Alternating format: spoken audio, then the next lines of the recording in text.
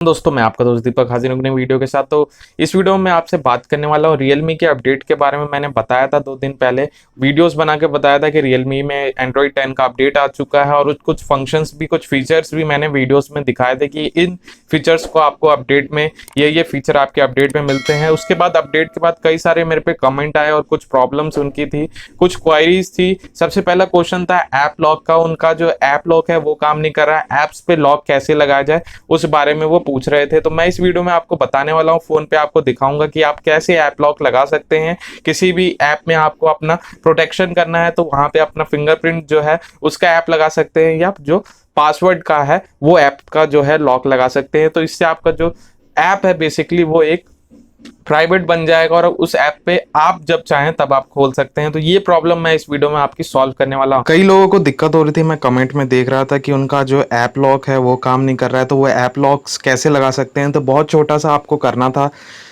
Confuse नहीं होना। आपको सेटिंग पे जाके, मैंने आपको बताया भी था कमेंट में, आप सेटिंग पे क्लिक करेंगे, यहाँ पे आपको मिल जाता है फेस फिंगरप्रिंट पासवर्ड, इस पर आप क्लिक करेंगे। इसके बाद आपको एक सेक्शन मिलता है प्राइवेसी पासवर्ड का। मैं आपको ये बोल रहा था, इस पर आप क्लिक करके यहाँ पे आप अपना जो है, जो आपने डाल रखा था, बेसिकली जो आपने पासवर्ड सेलेक्ट कर रखा है उस पासवर्ड को डालने के बाद यहाँ पे आपको प्राइवेसी फीचर्स के ऑप्शन में ऐप लॉक का ऑप्शन मिलता है। यहाँ ऐप लॉक के ऑप्शन में जाएंगे तो जिस ऐप पे आपको लॉक लगाना है उसको यहाँ से सेलेक्ट कर लेना है और बहुत ईजिली आप ऐप पे लॉक्स लगा सकते हैं और ईजिली अपने फ़ोन में जो है अपनी प्राइवेसी को और इंश्योर कर सकते हैं। तो इस तरीके से आपको ऐप लॉक लगाना है। जो Realme 5 में Android 10 का अपडेट आया है उसमें ऐप लॉक लगाने का ये फीचर है। तो आई होप आपको समझ आ गया होगा और जो आपकी क्वायरी थी ऐप लॉक के लिए वो काफ़ी हद तक दूर हो चुकी होगी और अब इस तरीके से आप ऐप लॉक लगा सकते हैं।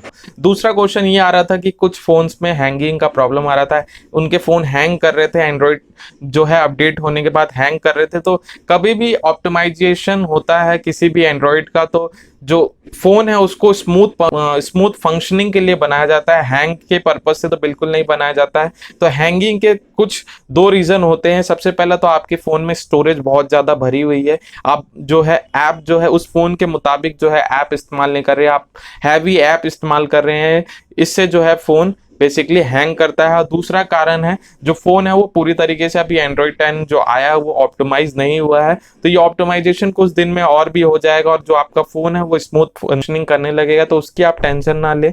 आप जो ऐप है, किसी भी ऐप को आप खोलते हैं तो आपके पुराने ऐप को पहले आप बंद कर दें, जिससे आप जो नया हैवी ऐप खोल रहे हैं तो वो अच्छे से फंक्शनिंग कर पाए। क्योंकि कुछ जो ऐप हैं वो बैकग्राउंड में चलते रहते हैं, वो रैम यूज करते रहते हैं, इससे भी जो है आपका फ़ोन हैंग करता है। तो इस तरीके से आप हैंगिंग का जो प्रॉब्लम है वो कुछ तो ऑप्टिमाइजेशन के साथ, जो वर्जन के जो एंड्रॉइड और भी जो है ऑप्टिमाइजेशन आएंगे उससे जो है कुछ रिजॉल्व हो जाएगा। कुछ आप खुद कर सकते हैं, ऐप जो हैंगिंग प्रॉब्लम है उसको रिजॉल्व कर सकते हैं। स्टोरेज आपके फ़ोन में बहुत ज़्यादा ना भर लें, आपकी जो इनबिल्ट स्टोरेज है उसके उतनी ही स्टोरेज को आप भरें तो ज़्यादा फ़ोन रहेगा। आप एक्सटेंड करने की जो स्टोरेज मिल जाती है, एक्सपेंडेबल जो है, आप स्टोरेज कार्ड लगा सकते हैं या मेमोरी कार्ड से जो है एक्सपेंड कर लेते हैं, मगर वो एक दूसरी चीज़ है। आप इनबिल्ट जो स्टोरेज है उतने में ही आप काम करेंगे तो आपका जो फ़ोन है वो अच्छे से रन करेगा, क्योंकि फ़ोन को उसी तरीके से डिज़ाइन किया जाता है।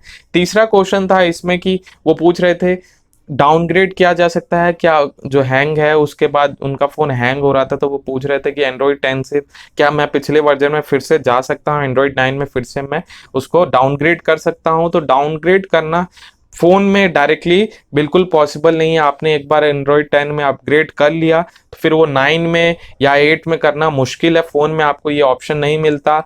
आप इस चीज़ को करना भी चाहें तो वो थर्ड पार्टी जो है सॉफ्टवेयर उनको डाउनलोड करना पड़ता है, फिर आपको कस्टम रोम में जाके उसको बेसिकली फिर से डालना पड़ता है, फ्लैश इमेज फाइल को डालना पड़ता है। तो ये एक लंबा प्रोसेस है। अगर आप इस चीज़ से करना चाहते हैं तो इसमें आपका फ़ोन भी ख़राब हो सकता है, क्योंकि उस जो आप थर्ड पार्टी का सॉफ्टवेयर इस्तेमाल करेंगे एंड्रॉयड का वो कितना सिक्योर है, उसमें कितने सिक्योरिटी पैचेस हैं, ये सब आपको ध्यान में रखना पड़ेगा। तो आप डाउनग्रेड कर रहे हैं हैंग के प्रॉब्लम से तो आपको नहीं करना चाहिए, ये तो मेरी रिकमेंडेशन है।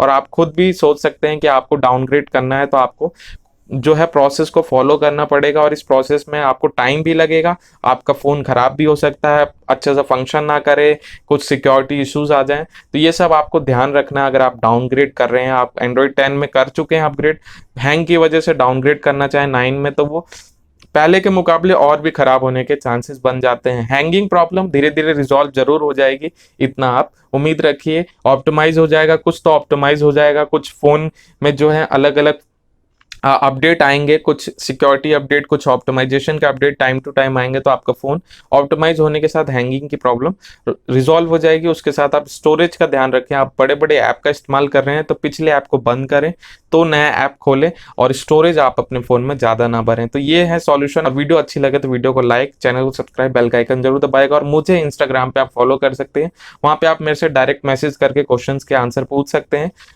धन्यवाद।